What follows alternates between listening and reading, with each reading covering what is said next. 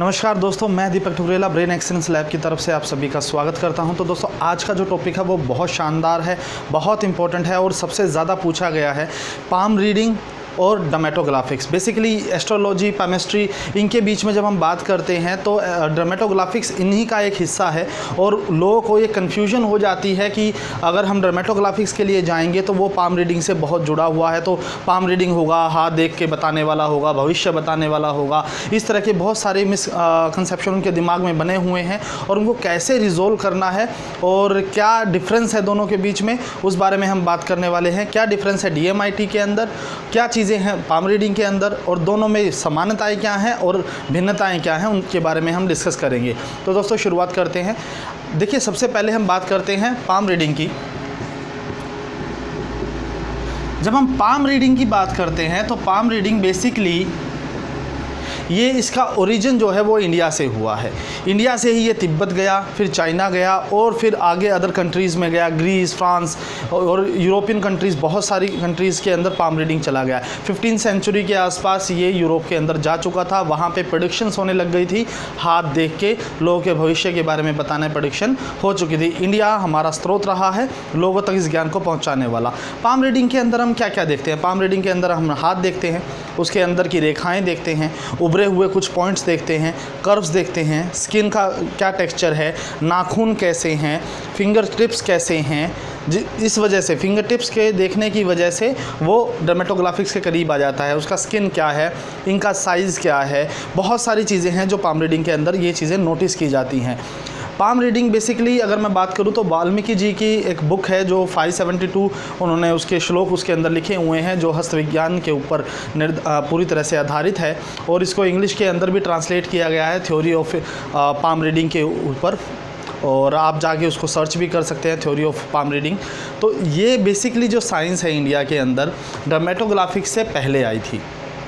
इस वजह से हमारा जितने भी ब्राह्मण्स हैं, ज़्यादातर पाम रीडिंग जो है वो पंडित ब्राह्मण करते हैं। वो आपके भविष्य को बताते हैं, आपकी रेखाओं को देख के आपके भविष्य के बारे में वो भविष्यवाणियाँ करते हैं। इसके साथ साथ जब हम DMIT की बात करते हैं, इसके ही साथ में अगर मैं DMIT की बात करता हूँ तो DMIT का जो ओरिजिन है 1929 के अंदर डॉक्टर हैरोल्ड कॉमिन्स ने इसके ऊपर डीप रिसर्च किया। एक बुक लिखी है फिंगरप्रिंट्स पाम्स, आप चाहें तो उसको सर्च कर सकते हैं। इस फिंगरप्रिंट्स और पाम्स के ऊपर जो उन्होंने बुक लिखी हुई है वो बाइबल कहलाती है डर्मेटोग्राफिक्स की। मैं जितने भी डर्मेटोग्राफिक्स के प्रैक्टिशनर्स हैं उन्होंने कहीं ना कहीं उस बुक को ज़रूर पढ़ा हुआ है। आप अमेज़ोन पे जाके उसे डाउनलोड कर सकते हैं, वहाँ से आपको इसकी हेल्प हो जाएगी। डर्मेटोग्राफिक्स के अंदर हम क्या चेक करते हैं? डर्मेटोग्राफिक्स में जैसे मैंने अपनी पिछली वीडियोज़ में भी बताया हुआ है, हम फिंगर प्रिंट्स और उनके कर्व्स को चेक करते हैं। फिंगरप्रिंट्स और कर्व्स को चेक करते हैं।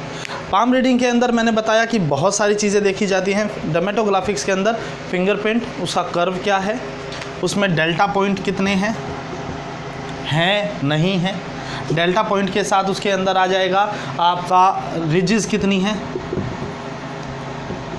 ठीक है, कितनी रिजेस हैं उस व्यक्ति के अंदर।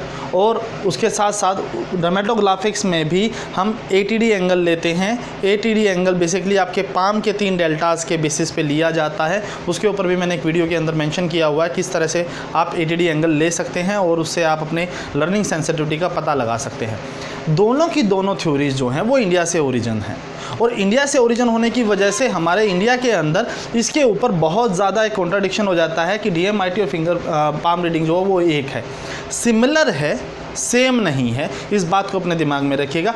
इसको साइंटिफिकली इसके ऊपर आगे बहुत ज़्यादा रिसर्च हुई, लेकिन इसके ऊपर ज़्यादा रिसर्च हो नहीं पाई, ना ज़्यादा इसके ऊपर बुक पब्लिश हो पाई हैं। जितनी भी बुक पब्लिश हैं वो भी अपनी पर्सनल एक्सपीरियंस के थ्रू लोगों ने, अपने पर्सनल ऑथर्स ने इंडिया के अंदर ही की हैं। बाहर से इतना ज़्यादा स्टडी पाम रीडिंग के ऊपर नहीं हुआ जितना डर्मेटोग्राफिक्स के ऊपर हुआ। डर्मेटोग्राफिक्स के अंदर यहाँ तक स्टडी हो चुका है कि जो आप समझ लीजिए मेंटली रिटायर्ड स्टूडेंट्स हैं, स्टूडेंट इन द सेंस कोई भी लोग हैं, इवन ब्लाइंड पीपल हैं, ब्लाइंड पीपल के ऊपर तो इंडिया के अंदर ही साउथ में बेंगलोर के अंदर इसके ऊपर रिसर्च हो चुकी है कि जिन लोगों के आर्क ज़्यादा होते हैं और आर्क की भी एक स्पेसिफिक कैटेगरीज़ है, उसके अंदर उनकी ब्लाइंड होने की एबिलिटीज़ जो है या फिर आप कह सकते हैं ये डिसेबिलिटी जो है ये ज़्यादा पाई जाती है। और इसमें बहुत सारी चीज़ें हैं, वो DMIT के ऊपर मैं विश्लेष से बहुत सारी वीडियोस वैसे भी बनाता आ रहा हूँ। फिर भी आपको जानना है तो 1-to-1 आप मुझसे सेशन ले सकते हैं। डिस्क्रिप्शन में नंबर दिया हुआ है कहीं पे, तो आप डाउनलोड वहाँ पे जाके हमसे बात कर सकते हैं। हम पर्सनल लेवल पे भी आपको DMIT की ट्रेनिंग दे देंगे। अगर आपने चैनल को अभी तक सब्सक्राइब, लाइक, फॉलो नहीं किया है तो प्लीज़ कर दीजिए, इससे आपको मेरी वीडियोज़ और भी मिलती रहेंगी। तो अब हम वापस आते हैं डर्मेटोग्राफिक्स और पाम रीडिंग के ऊपर। पाम रीडिंग के अंदर एक छोटी सी चीज़ है जो आपको हमेशा ध्यान रखनी है, उसको आप अपने माइंड में बैठा लें कि जब भी हम पाम रीडिंग करते हैं उसमें जो डिफरेंस आ रहा है उसमें 4 टाइप्स हैं हैंड्स की, जिसको 4 एलिमेंट से जोड़ा जाता है। Water element, air element, fire element, earth element, ये 4 तरह के एलिमेंट्स हैं। सेम इसी तरह से डर्मेटोग्राफिक्स में भी 4 कैटेगरीज़ में लोगों को बांटा जाता है। डोमिनेंट, इन्फ्लुएंशियल, आप कह सकते हैं स्टडी एंड कंप्लायंस या कंप्लेंट ज़्यादा करने वाले। तो ये 4 कैटेगरी DMIT में भी है, 4 कैटेगरी यहाँ पे भी है। अब आगे इसमें अगर हम बात करते हैं तो सब टाइप आ जाती हैं बहुत सारी, जिसके अंदर हमारे पाम्स के बहुत सारी अलग अलग रेखाओं को सब टाइप्स में डिवाइड किया गया है। जैसे मर्करी लाइन है, फेट लाइन है, लाइफ लाइन है। तो इस तरह की बहुत सारी लाइंस जो हैं वो आपके हाथ में हैं, वो सारी आपको यहाँ पे मेंशन हो रही हैं। उसके साथ साथ डर्मेटोग्राफिक्स के अंदर हम बात करते हैं तो इसके अंदर सब टाइप्स आ जाती हैं।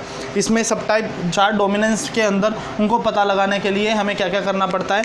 इसके अंदर सबसे पहले लूप्स आते हैं, तो 4 टाइप्स ऑफ लूप्स हैं हमारे पास। 11 टाइप्स ऑफ वर्ल्स हैं आपके पास, ठीक है, कंप्लायंस और डोमिनेंस दोनों को मिला के। 4 टाइप्स ऑफ आर्क हैं आपके पास एंड 2 टाइप्स ऑफ एक्सीडेंटल है। तो ये 21 टाइप्स ऑफ फिंगरप्रिंट्स हम DMIT के अंदर स्टडी करते हैं। एंड इधर जब हम बात करते हैं तो डिफरेंट टाइप्स ऑफ लाइंस है हमारे पास। 7 टाइप ऑफ मेन लाइन है, 7 मेन लाइंस हैं जिनको स्टडी किया जाता है, जिनके बेसिस पे आपके फ्यूचर के बारे में प्रेडिक्ट किया जाता है। अब ये कॉन्ट्राडिक्शन क्यों है? बेसिकली पाम रीडिंग की जब हम बात करते हैं तो पाम रीडिंग के अंदर पाम की जो रेखाएँ हैं वो समय के साथ बदलती रहती हैं। जैसे जैसे आप बड़े होते जाते हैं ये रेखाएँ अपना साइज़, अपना शेप, अपना जो इनका कैरेक्टरिस्टिक्स है वो चेंज होता रहता है, लेकिन फिंगरप्रिंट्स जो हैं वो बचपन से लेके आगे तक सेम रहते हैं, इनमें कोई भी बदलाव नहीं है। फिंगरप्रिंट्स के अंदर जो चीज़ आती है वो ये है कि फिंगरप्रिंट्स जो हैं वो माँ के गर्भ में ही बच्चे के बनने स्टार्ट हो जाते हैं, सेम पैटर्न बन जाता है। इसको साइंटिफिकली एक्सप्लेन किया जा सकता है कि जो चीज़ फिक्स हो गई है उस बेसिस पे आप ज़्यादा अच्छी इवैल्यूएशन कर सकते हैं कंपैरेटिवली जो चेंज हो सकती है। ये टाइम टू टाइम चेंज हो सकती है, ये बाय बर्थ जो है वो फिक्स है। क्या इसका मतलब फिर DMIT के अंदर बदलाव नहीं आ सकता? बिल्कुल आ सकता है। वातावरण के हिसाब से बच्चे को जिस हिसाब से आप नर्चर करते हैं, उसकी जिस हिसाब से आप उस बच्चे को और ज़्यादा ट्रेंड करते हैं, जो माहौल उसको दिया जा रहा है उससे वो बच्चा जो है अपने आप के अपनी स्किल्स के अंदर वो बदलाव लाता है। अब हो सकता है जैसे DMIT में मान लीजिए कि दिखाया गया कि एक बच्चा बहुत अच्छा स्विमर बन सकता था, लेकिन बचपन से अगर उसको पानी में उतारा ही नहीं गया तो आप कैसे कह देंगे कि वो अच्छा स्विमर बन पाएगा? तो ये वातावरण तो देखिए दोनों चीज़ों में है, इफेक्ट करता ही है, लेकिन डर्मेटोग्राफिक्स में ये है कि आपका पोटेंशियल जो है उसको साइंटिफिकली इलेबोरेट करके 69 पेजेस की रिपोर्ट डिज़ायर की जाती है। इसके अंदर आपकी मल्टीपल इंटेलिजेंस, बहुत सारी साइकोलॉजिस्ट की थ्योरीज इसके अंदर है। मैकेंजी थ्योरी है, राइजेक थ्योरी है, हॉलैंड थ्योरी जिसे बोला जाता है, ठीक है। इसके अंदर आपका डॉक्टर हार्वर्ड गार्डनर्स की थ्योरी है, हेरोल्ड क्यूमिन्स का जो अपना एक स्टैंडर्ड प्रोटोकॉल है डर्मेटोग्राफिक्स का, वो सारा इस्तेमाल करके हम आपके पोटेंशियल्स के बारे में पता लगाते हैं, बिहेवियर्स के बारे में पता लगाते हैं, पर्सनैलिटी के बारे में पता लगाते हैं, किस तरह से आप चीज़ों को और ज़्यादा अच्छे से इवोल्व कर सकते हैं उसके बारे में पता लगाया जाता है। तो डर्मेटोग्राफिक्स में ये सारी की सारी चीज़ें आपको मिलती हैं और इन सभी चीज़ों का जो इस्तेमाल है वो एक बच्चे के फ्यूचर को डिज़ाइन करने में, निर्धारित नहीं कह रहा मैं, पर डिज़ाइन करने में हमारी हेल्प करता है। तो ये एक बेसिक डिफरेंस है। इसके अलावा भी आपको लगता है कि कोई और डिफरेंस हो सकता है जो मैं मुझसे रह गया तो प्लीज़ मुझे कमेंट करके बताइए, ताकि मेरी नॉलेज भी बढ़े और आगे जाके मैं उस तरह की कोई वीडियो भी बना पाऊँ। कुछ और जानकारी आपको चाहिए तो नीचे दिए गए नंबर्स पर आप हमें कॉन्टैक्ट कर सकते हैं, मेल वेबसाइट पर हमारे विज़िट कर सकते हैं। अगर वीडियो अच्छी लगे तो लाइक शेयर सब्सक्राइब ज़रूर कीजिए। और आप चाहते हैं कि आप एक DMIT ट्रेनर बने, मिड ब्रेन एक्टिवेशन ट्रेनर बने, आप मेमोरी चैम्पियन ट्रेनर बने, आप चाहते हैं कि आप अपना ही एक ब्रेन डेवलपमेंट का एक बिज़नेस जो है अपने एरिया में स्टार्ट करें, तो प्लीज़ हमसे जुड़िए, हम आपकी बहुत ज़्यादा हेल्प कर सकते हैं उसमें। और ऑलरेडी इंडिया के अंदर 7 स्टेट्स के अंदर हमारा बिज़नेस चल रहा है, हमारी फ्रेंचाइजीज़ वहाँ पर अच्छा काम कर रही हैं और आप हमारे साथ जुड़ेंगे तो डेफिनेटली और ज़्यादा बच्चों की हम हेल्प कर पाएंगे। Thank you so much ladies and gentleman, hope you enjoy the session. Thank you.